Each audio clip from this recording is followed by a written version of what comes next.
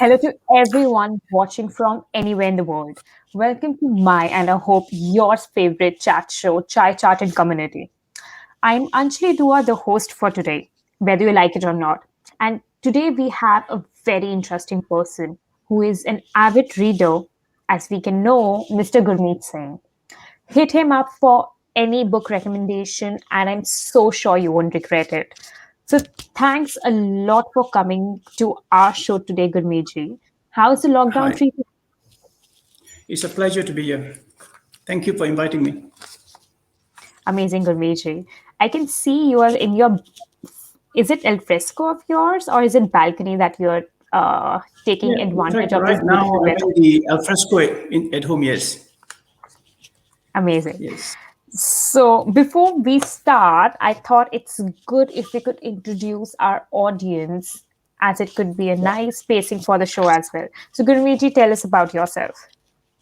yeah. Before we start, is it all right? We start with a short prayer. Definitely, Gurmeet, that would be Yeah, amazing. yes. Sorry. Ekimkar Satnam Karta Purkh Nirpo Nirvair Akal Murut Juni Sepang Gurprasad. Waheguru Ji Ka Khalsa, Waheguru Ji Ki Fateh. Anjali, good evening, and good evening to all your listeners. And it's nice to be invited by you, Anjali, on the show. And just briefly about myself, I've spent 10 years in the encyclopedia trade in Singapore, where I come from. And a varied experience I have as sales representative, as a sales trainer, as a public speaker, and a sales manager. My last position was director of training with Collier's Encyclopedia in Singapore. And then before I entered the advertising industry, I became a publisher, and I've been in the industry for about 30 over years, where we're producing hotel collateral for hotels in Singapore and in Australia. And currently, I've taken a break from work and to pursue a career in law. I'm pursuing a diploma of legal practice at Victoria University now. So that's where I'm at. Very excited to take the break, and it's very, I'm excited about this last change in career. Amazing, Gurmeet. I myself did not know how intensive career you had gone through. So you have been raised and nurtured in Singapore. You came here in Melbourne, and you have been. Did you come into Melbourne specially to pursue your dream of having law degree? No, in fact, the thing is that I just, the puzzle fell in place. I just decided to do law now. But I've been going in and out of Melbourne to Singapore, back and forth to pursue my business interests. So now I'm here permanently, and it was nice meeting you at Seva at Flinders Street. Yes. I can stop talking about how I love Seva because of you. So, Gurmeet, coming to the first question, as you know how we have Yes. mutually picked up this topic for today's discussion about attitude. So, I would like to know your thoughts about Yes. choosing this magical word after I let the audience know why I thought of discussing such a word that's so repetitively discussed, talked, or even I realized how there's a poem about attitude as well. So when we know there's Yes. so much of call about it, why are we here discussing about the same topic as well? So I have always Yes. been told and made to believe that your number one task should be to create and maintain that positive attitude. So when you have Yeah. got an attitude of optimism, expectancy, enthusiasm, opportunities grow and problems diminish. We know about it. Yeah. But I feel the Yeah. more easier it is said, the difficult it gets. And especially when you have a bad day. So when you Yeah. get up in the morning thinking that you're gonna change the world and you open up your email and tara, you get the rejection mails lined up, even Yeah. from the companies you haven't applied. It has happened to me. Yeah. And I was just wondering, when did I even apply to the company that has rejected me already? So, people like me who are very erratic all over the shop, I feel today is about us. So, Gurmeet ji, over to you. Yes. Can you hear me, Anjali? Yeah, Is it yeah, clear? right. Yes, good. See, the thing is that attitude actually governs our life. It's the heart of all our emotions, and it's basically how we see things. This is very, very important. See, as you said, your example is good. You open an email, you're so excited in the morning, you open an email and you get rejections, and you have, you feel down after reading emails. What happens is that if you're walking down the street and somebody says something negative to you, and he's actually dumping rubbish into your mind, and you must be very, very careful of your company, who actually you associate with, and how it affects you. And one example would be you buy a new car, and somebody tells you, "Oh, I tell somebody, I'm so excited about this car." You said, "Oh, this must be. I'm sticking a lot of petrol, and you must have spent a lot of money on this." And they say all negative things to you about it. So you feel rejected. Company like this, it happens all the time in life. And I'll give you an example. If you see a half a glass of water, to someone it can be half empty, to another person it can be half full. So, and it's that's the meaning of attitude. Generally, in fact, generally in life, if you want to do something, you'll generally do it. If you don't want to do it, you will not do it. So that is basically what it means. Generally, good attitude will produce good results. Fair attitude, fair results. Bad attitude will get you bad results. And it's this is in fact attitude affects our daily work, our careers. It governs our finances, family life, social circles, physical goals, spiritual goals. It affects every part of our life. Actually, this aspect of attitude resonates well with me, and I'm sure it will resonate well with all your, especially young audience, Anjali, because what happened about a year ago, tragedy struck me,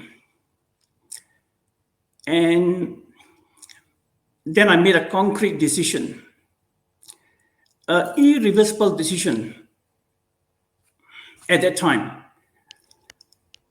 that I'm going to kill myself. So what happened over 6 months? I went maybe about 2 inches close to suicide, and then I flipped,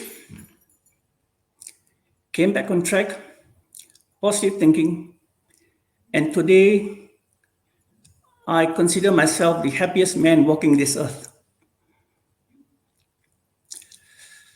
So it's something which a play of the mind. How your life is governed by attitude, Angelique. Yeah. Thank you, Gurmeet. So I would also let the audience know how it's the first time I've been myself hearing all of this incident from Gurmeet itself. Though knowing him for past few months, I had no idea what you went by and how you shook all the boundaries to be what you are now. Gurmeet, I Yes. would say it takes a lot of you need to muster a lot of courage to speak all about that too in a Yes. public platform. So we would Yep. really, really thank you for taking that courage to encourage us to just be Yes. okay with when life throws you with every ball. You just bounce Yes. back and you move for, stronger than what you are now. Yeah. In fact, the main thing is that it is only through life experiences. If I tell you what happened to me, and and I hope that will be some motivation for your young listeners. Very, That's what I very think. relatable. Right, Gurmeet. Yeah. So, so why does walking or working towards an attitude lead, or is it important for attainment of our goals? Why does attitude has always been equated to success? why do people with even bad attitude can sometimes get success? So what's the most primitive and important aspect of success is the attitude. Yeah, the thing is, it's basically uh, there are two things in life. One is your IQ, how intelligent you are, and secondly is what we call the emotional quotient (EQ). The EQ is what gets you to success. A lot of people who are very intelligent end up failing life.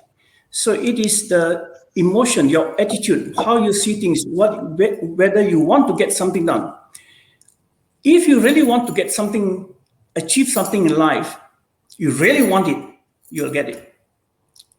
That is what how important attitude is. And I'll give you a few examples as we go along in the discussion this evening. Right, Gurmiji. I really resonate with what you say about if you believe in having something or if you truly mean to have that, the right attitude will make you get that. Yeah. So it's amazing, Gurmiji. Yeah.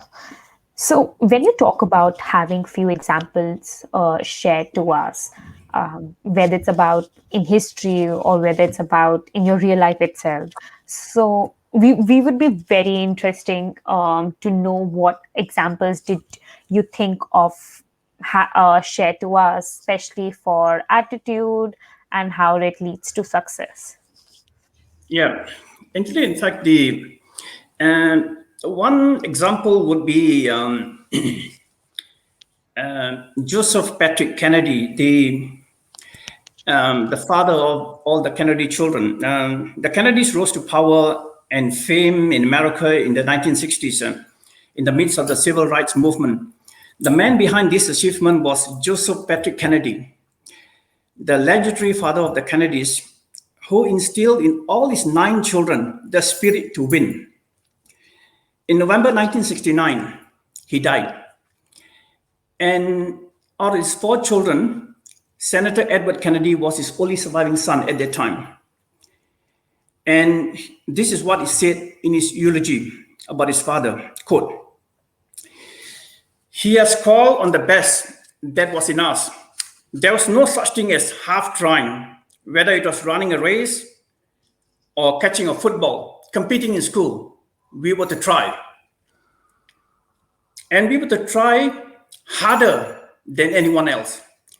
We might not be the best, and none of us were, but we had to make the effort to be the best. After you have done your best," my father used to say, "to hell with it," unquote. So, actually, as a result of the father's training, all 9 Kennedy children developed a fierce competitive spirit, a desire to excel, and a yearning. Each of them had a yearning for distinction. And one of them, as you know, John F. Kennedy, became the most powerful man on earth, President of the United States. John Kennedy did what his father taught him to do, his best. After graduating from Harvard University in 1940, he became a lieutenant in the United States Navy, and he fought with utmost bravery in the Solomon Islands during the Second World War.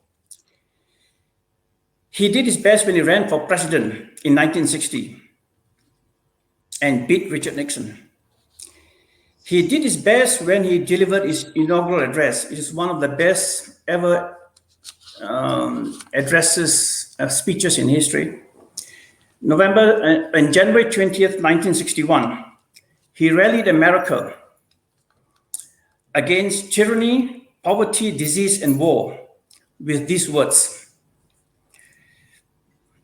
"And so, my fellow Americans," he said, "ask not what your country can do for you, ask what you can do for your country." And what happened? The nation was set on fire with excitement as a result of his speech. From the workers in the factories across America the farmer on the plains of Georgia, the student in school, the soldier in the US Marines, the housewife at home, all decided to give rather than take from the country. A dramatic shift in motivation. And John Kennedy did his best during the Cuban Missile Crisis in October 1962. For 12 days, he did his utmost, his best, to resolve the standoff with the former USSR. If this is a very important point, if he had failed, the world would have been exterminated today in a nuclear war. And we probably will not be here today doing this chat. And on November 22nd, 1963, John Kennedy was assassinated in Dallas on a sunny Friday afternoon. And on this day, he walked from life into legend. And on this day, America and the world wept with Jacqueline Kennedy, his widow. Now, how did all this happen? All these achievements, how did it happen? It's only because of one man, Joseph Patrick Kennedy, instilling in all his 9 children, training them to win, the spirit of achievement. There's no walking back. You must win. And that is the influence of one man on world civilization.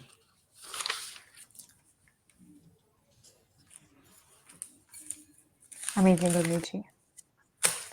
That's the first example.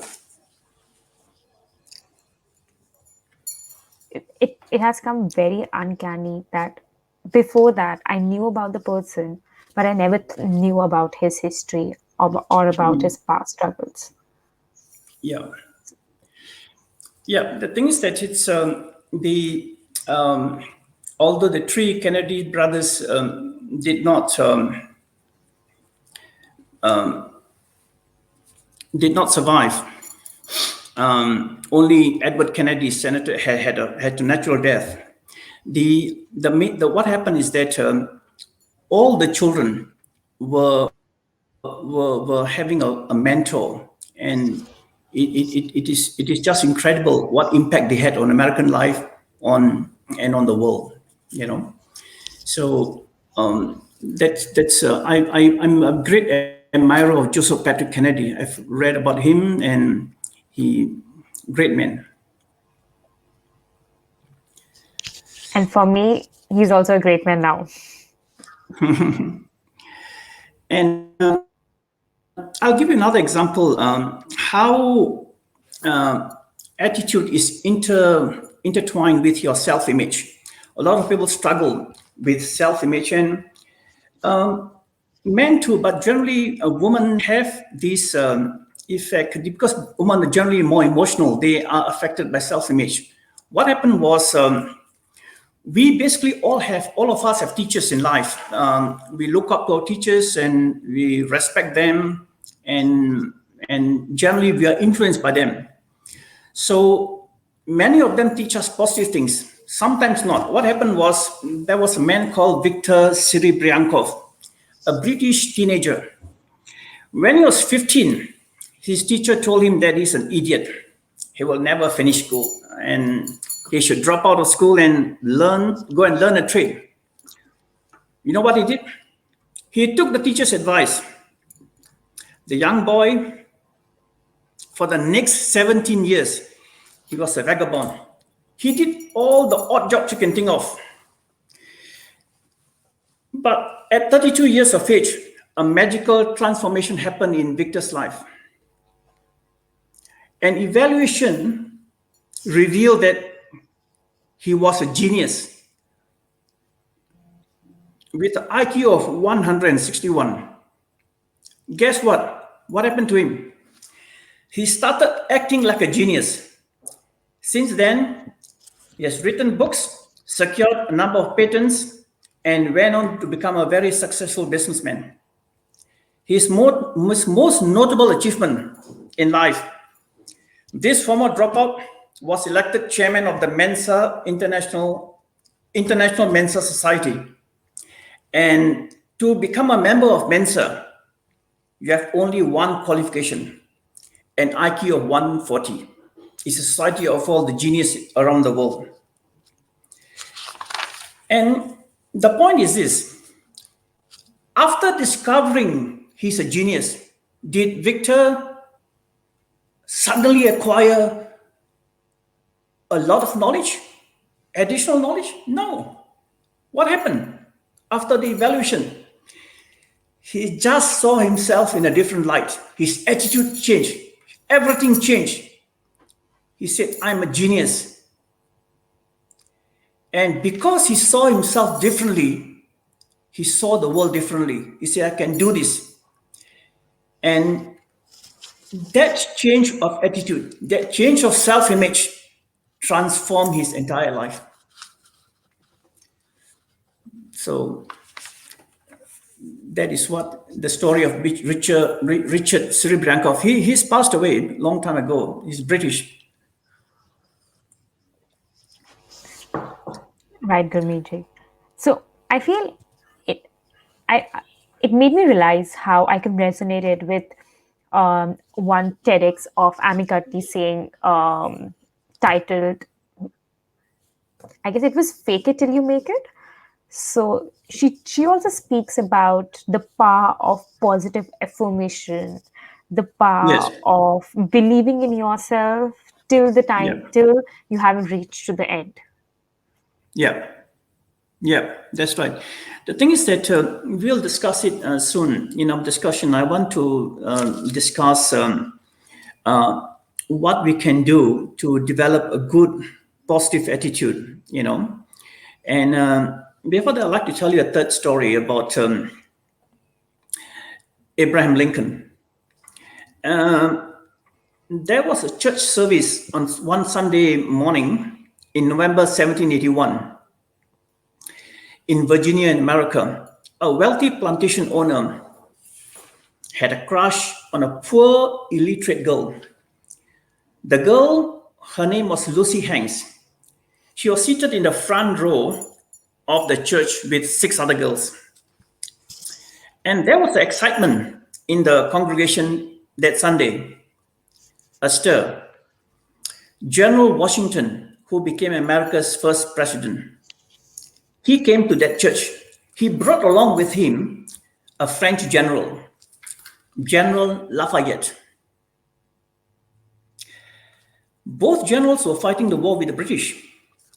After service, General Lafayette, who had an eye for beautiful women, he walked up to all the seven girls seated in front and kissed each and every one of them on the cheek. And one of those girls was beautiful Lucy. She stood up, and General Lafayette showed her a lot of attention. And this planter, the rich man, was sitting at the back. He saw this, and he said, I want Lucy. A few days later, he got on horseback, went to Lucy Hanks' house, and offered her a job. The poor illiterate girl took the job. He brought her home, gave her some light duties, and gave her a lot of attention. He did not need another servant because he had a lot of slaves. They spent a lot of time together. She fell in love with him and became pregnant. But he didn't want to marry her.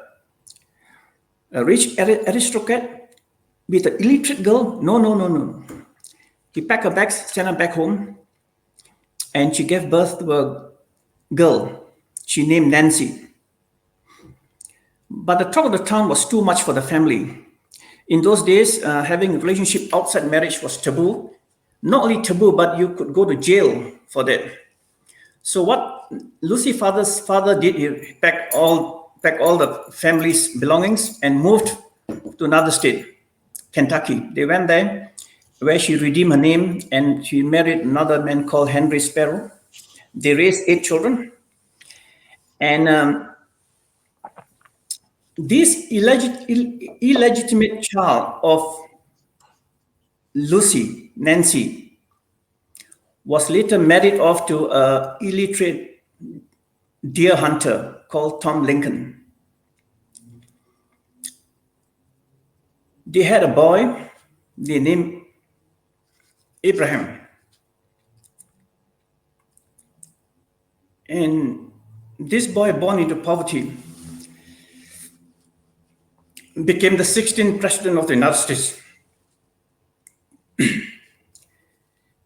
Abraham Lincoln is today regarded as the greatest president in American history. And basically, I'm actually a great admirer of, I admire him and love him, Abraham Lincoln. I have a lot of affection for him. He's like a father to me. He failed and failed and failed, but he never gave up. He lived in dire poverty. Not only did he have illiterate parents, but he lived in conditions worse than the slaves, which he will one day free. He went to school only for 18 months, but he had a burning desire to read. He would read anything he could get his hands on, but he started late. The thing to note is that at 15, he knew the alphabet. He could read a little, but he could not write. That is age 15. When he's 9, due to a sickness called milk sickness, his mother died and he was broken. Later, he became interested in politics. He became a member of the state legislature in Illinois in 1834. Then he made a momentous decision to read law. He never gave up. He succeeded. In his life and in politics, he lost a total of 8 elections, and he failed in business twice. And in 1860, he was nominated for the presidency by his party, and elected president in 1860, became the 16th president of the United States. And in his presidency, basically, he's known for a few major things. He fought the Civil War with the South. He kept United States together as one whole nation, won the Civil War, and in 1863, he proclaimed all the slaves to be free, the Emancipation Proclamation, as we call it. And a few months after that, he delivered a speech which is considered an icon today, the Gettysburg Address, where he dedicated a battlefield called Gettysburg to all those soldiers who laid down their lives for America. And in that speech, he said, "A government of the people, by the people, for the people, shall not perish from this earth." So the question about Abraham, the question about this story is that the two questions which I like to raise. The attitude of Abraham Lincoln. Is it worth emulating? I would say yes. And your listeners, especially young ones, I'm sure they'll agree with me. A man who never gave up. Never ever gave up. He only went to school for 18 months, but he wanted to be a lawyer. And he went from one success to the other, all because he had the desire to read. He wanted to succeed. He wanted to make a difference. He could have accepted his station in life and just be another Abraham Lincoln, but no, it didn't happen. In Dakota, North Dakota, I think, if you go to Mount Rushmore, he's one of the 4 presidents on the hills. I think it's in North Dakota, yeah. Now, the second question which we should ask ourselves from this story, what is our attitude towards illegitimate children? If Lucy Hanks did not have Nancy, an illegitimate child, there will be no Abraham Lincoln. The United States today may not be one country. It may be a country broken into two parts. We would not have the Gettysburg Address, and we would not have seen the character of Abraham Lincoln, which is so inspiring to people around the world. What do you think, Anjali?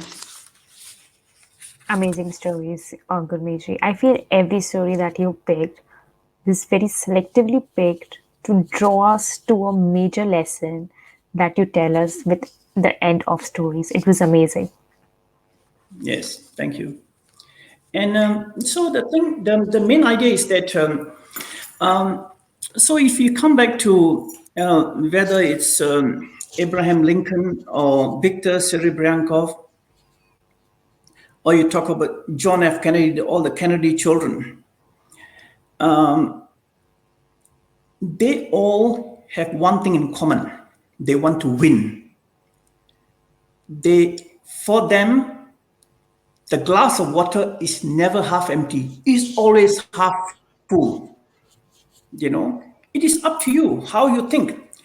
After Barack Obama won the presidency, and he was interviewed by 60 Minutes, and he was asked, Mr. Obama, did you ever think that you will lose this election?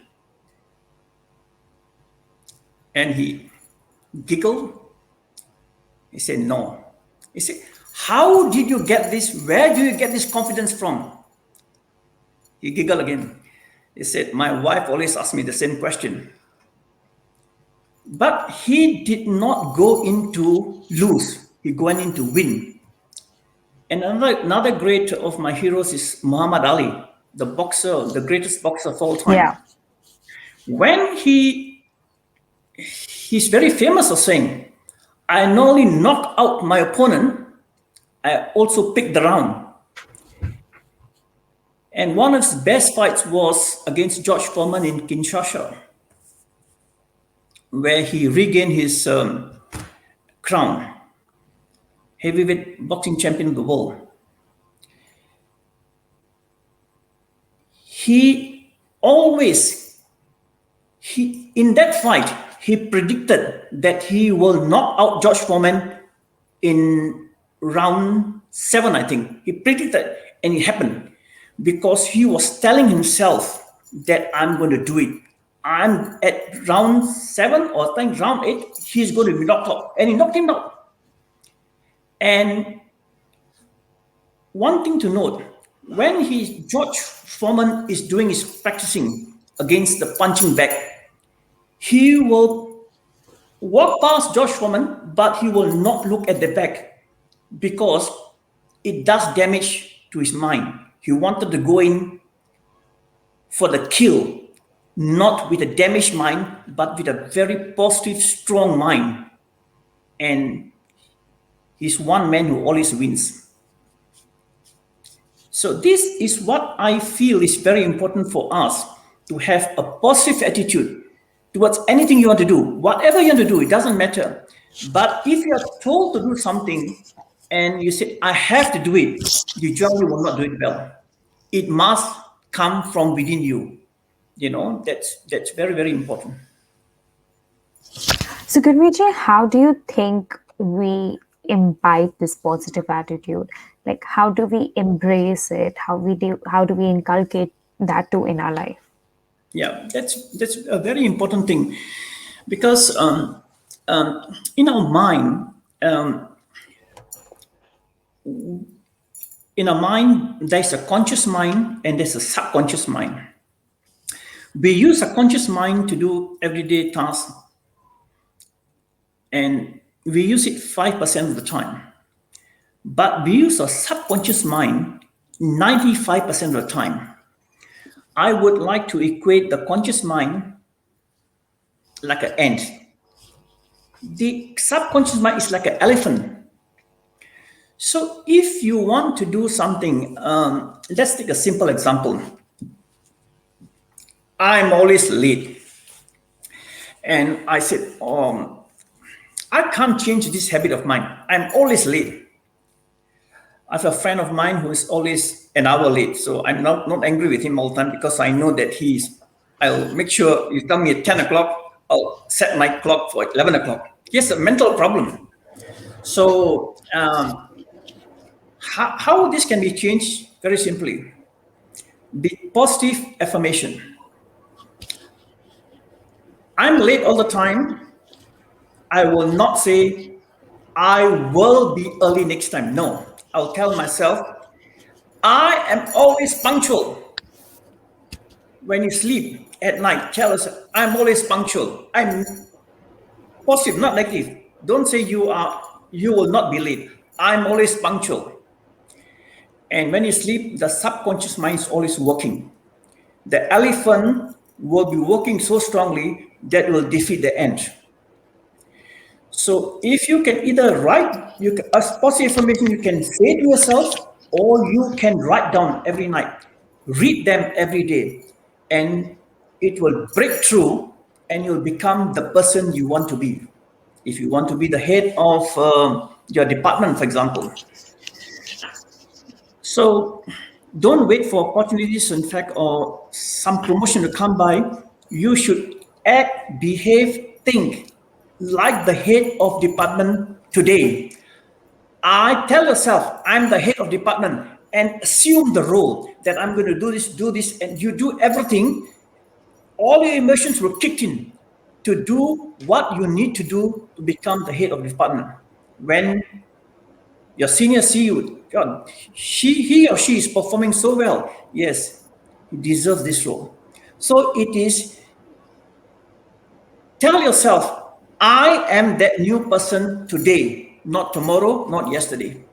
And this makes a very big difference in our lives to be able to make a change. You know, and I did mention to you that did mention to you at the beginning of the show that the association you have it's very important.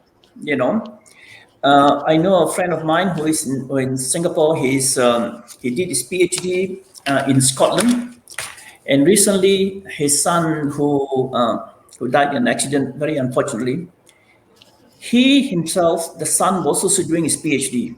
If you're in a family of educated people, you will tend to emulate them. You will tend to want to be with them. If you Yeah, have friends, right.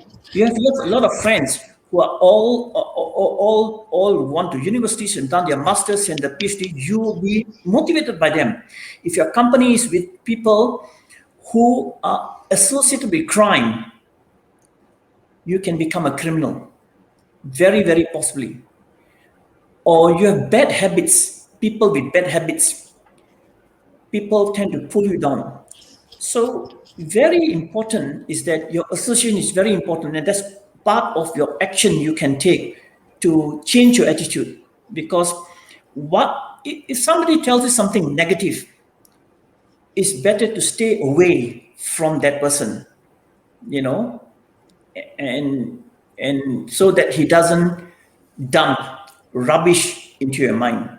If someone throws rubbish into your backyard at home, you are going to take action. You're going to say, come and call the council and make sure he clears rubbish.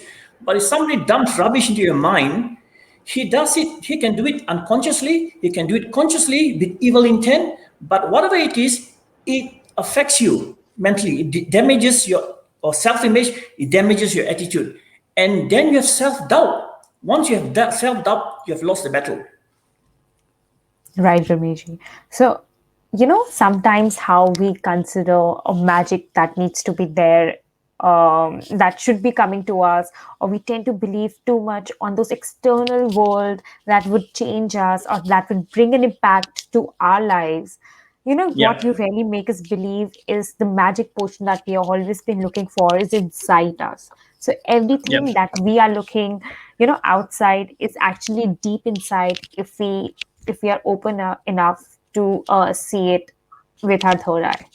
So Yep. amazing points, Gurmiji. You have made us perceive things into a different light that we are definitely gonna cherish for long.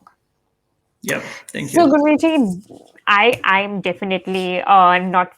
I do not feel any guilty about it. But I also dug a lot about your social life and saw how you volunteer in different organizations, especially Khalsa organization. You keep work with gurdwaras. So, do you Yeah. think having that selflessness nature or having that have that faith in volunteering itself also gets you have and also inculcate the same positive attitude? Yes, most definitely, Anjali, because the important thing is that when you do seva or volunteering in any form, whether it's in a Gurdwara or in Khalsa Foundation, as we both of us do, or it could be any charitable organization, it's in this design actually to, you don't do it for reward or recognition. You do it because of what I call the psychic income, the full satisfaction. And when you do something, when you volunteer, your attitude shifts because you give, you don't take. When you give and you don't take, you become selfless. You are not important. The the why Mother Teresa has made such a great impact in the world is that she sees Christ in every poor man. Every person. And when she's cleaning a man picked up from the streets of Calcutta, she's actually cleaning Christ. So there's so much of motivation in her. When I've heard her speaking, you know, and she influences you because she believes in what she does. And volunteering seva, it's very very important part of changing your attitude in life. Very important. And one thing about Mother Teresa, the thought just came to me. When she wants to do something, she doesn't wait. She doesn't wait. About 30 years ago, I saw a documentary on her, and she said how we started the school. We want to do the school, so the children were there under the tree. Very soon, the blackboard came. The teacher used her finger to write on the dust on the blackboard. Very soon, the chalk came. So teacher could use the chalk to write on the board. Very soon, the duster came. But the point is, she did not wait for all these things to happen. She started the school without all the essentials, Essential and resources. everything fall into place later. That is what I mean. Is that's very important part of attitude. She's a great attitude, a great woman to emulate.